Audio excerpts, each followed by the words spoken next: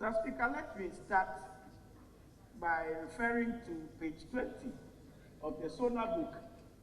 Page 20, the last paragraph and the last sentence there.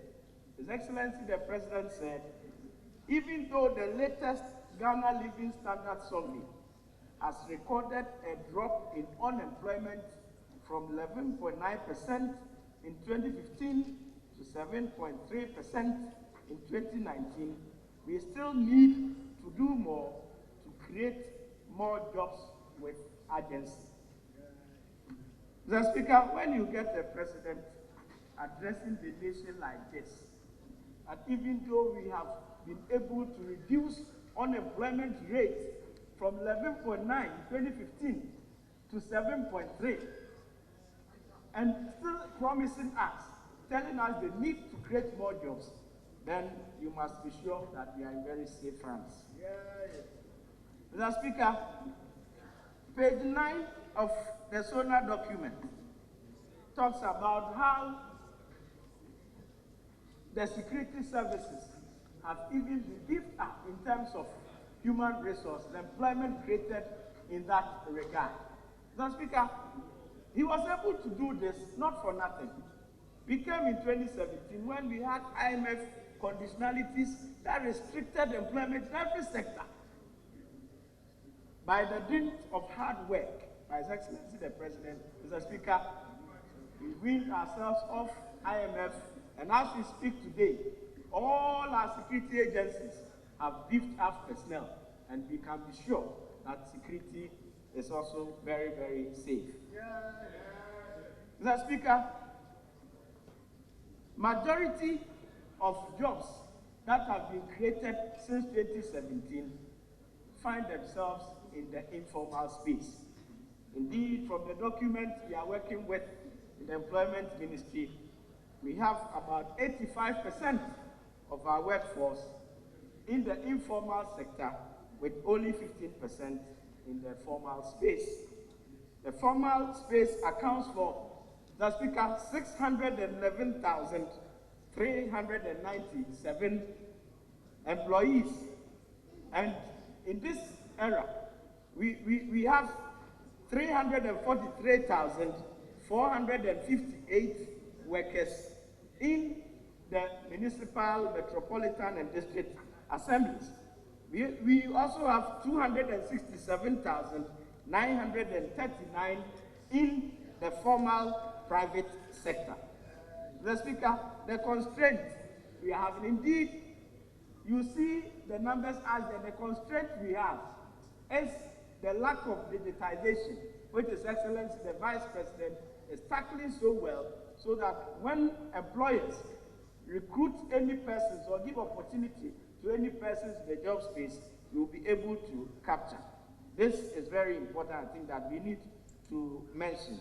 In total, Mr. Speaker, in total, we have over 2 million, in fact, it's 2,204,397 employees since we came into office being added onto the employment space.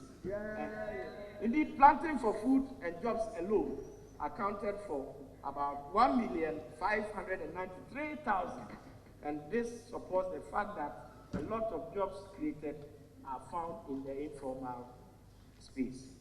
Mr. Speaker, it's also important that at least we expose ourselves to some few facts on the employment situation in Ghana. Mr. Speaker, the working age population is estimated at 17.56 million, and out of this, 46.8% find themselves as males and 53.2% females. Out of this, Mr. Speaker, 11.06 million represent different types of employment, and a further 1.14 million, 6% of them work for their own use or they work voluntarily, and this is the ILO definition of the employment.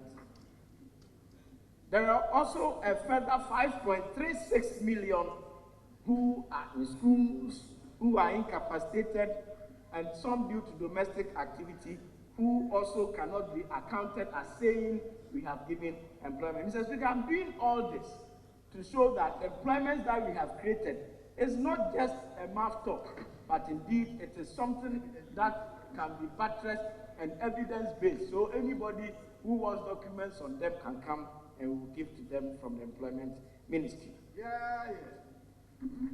Mr. Speaker, let me now go to the 1D1F program, for example, which His Excellency the President talked about. On page 20 of our State of Nation address, His Excellency talked about 181 projects for the 1D1F spread across the entire country. And out of this, about 58 are already in operation. And this includes the Ekufi factory, which produces the Eku juice. So, Speaker, again, from the Trade Ministry, the initiative, the 1D1F initiative, is expected to generate 228,866 direct and indirect jobs. So, Speaker, this is significant. Our teeming youth out there are worried, especially when they find themselves going to the universities, going to the technical universities, trying to seek all manner of advancements in terms of studies. And they are thinking this, what can we be doing? It was all because some time passed. They will finish school and they are not getting the jobs. And this era is an era where people are short. The one district, one factory is going to give us 228,866 direct and indirect jobs. Mr. Speaker, apart from the 1D1F interventions, it has now become slogans. The one village, one dam. The NAPCO, which His Excellency the President introduced, that are giving employment to our youth who have completed tertiary institutions. Indeed, Mr. Speaker, people with disability, His Excellency the President have them in mind, and they have also been catered for under this government. A lot more are having jobs. I will go on and describe them. The community mining initiatives for sustainable mining is also one area that is providing jobs. The railway sector that His Excellency talked about are all initiatives that are geared towards job creation. Mr. Speaker, the health chairman just spoke, and you could see that the health sector has facilitated the employment of a lot of health professionals. The free SHS, the creation of new districts, the recruitments in the aviation sector.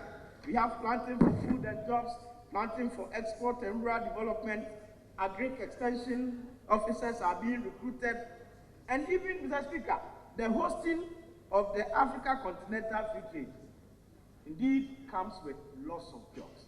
It is to assure the people of Ghana that job search probably is not just a one-day affair, and those youth who are discouraged in looking for jobs must not, as per the assurance given by His Excellency the President and the interventions which are here for all of us to see. The last one on my list, Mr. Speaker, is the launch of the automotive development policy, which was launched last year, which are going to see Nissan, Toyota, VWs, and all these people come. And so everybody should be assured that once you complete school, there is hope for you on the employment space.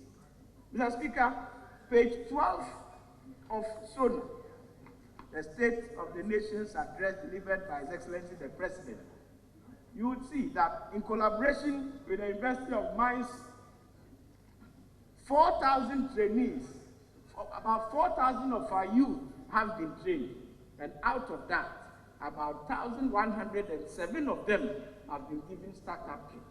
All these are measured when we talk of employment. So I think it's important that we break them down for everybody to see. A total of 20,000 people are earning decent living in the community mines. And when you go to places like Akufo-Addo, the Achima area, the Wa area, where Honorable Ileche is coming from, you will see that lots of jobs have been created in the mining sector. Mr. Speaker, on the education front, about 67,000. And I'm saying this because of the prudent measures that His Excellency put in place that took us away from IMF. Yeah. So it was able to enable us to recruit. We had clearance and we are recruiting. About 67,000 teachers have so far been employed. Yeah. Mr. Speaker, the Ghana Education Service Pension Scheme is now also very well functioning due to the payment of Tier 2, which was held up in the TPFA accounts at Bank of Ghana, which the previous government failed to release to the schemes. As we speak now, workers are sure, especially those in the teaching space, are very much assured that they will have handsome pensions should they retire.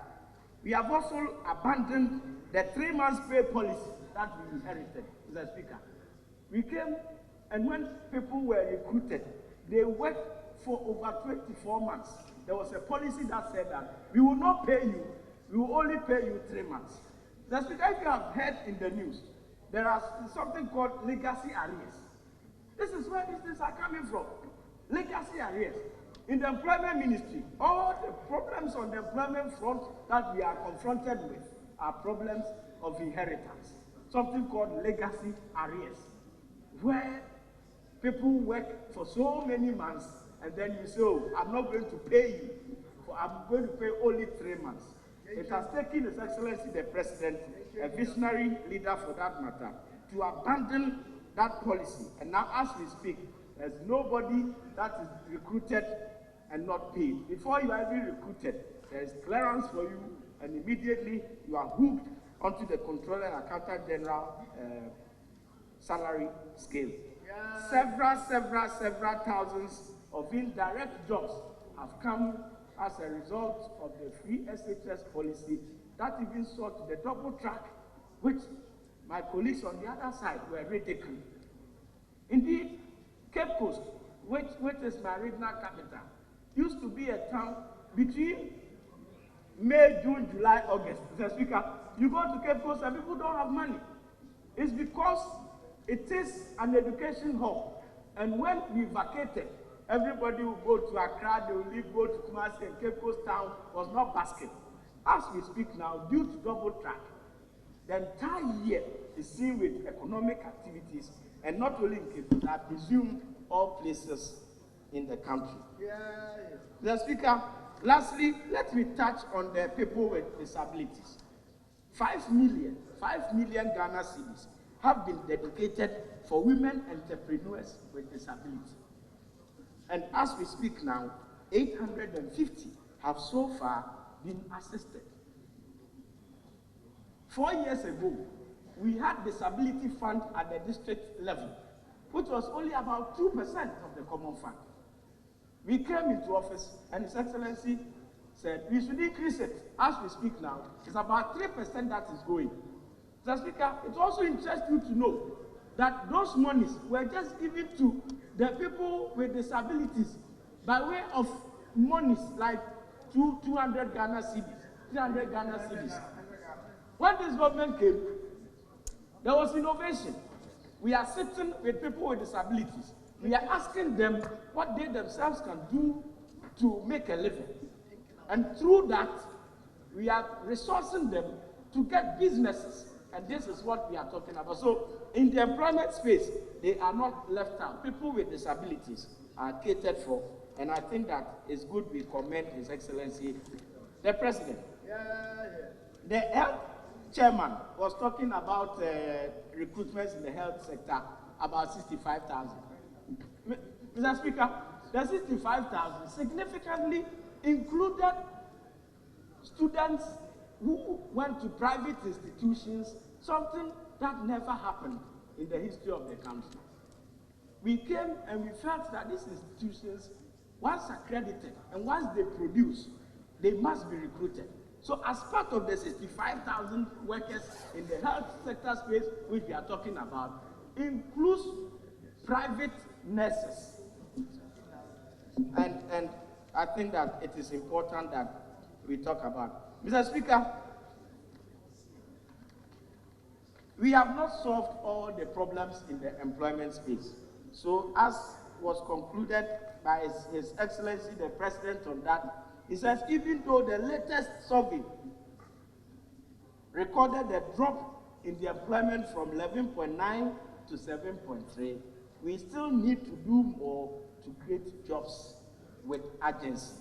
And I think with this, we will support His Excellency the President to create more jobs. Thank you very much, Mr. Speaker. Yeah.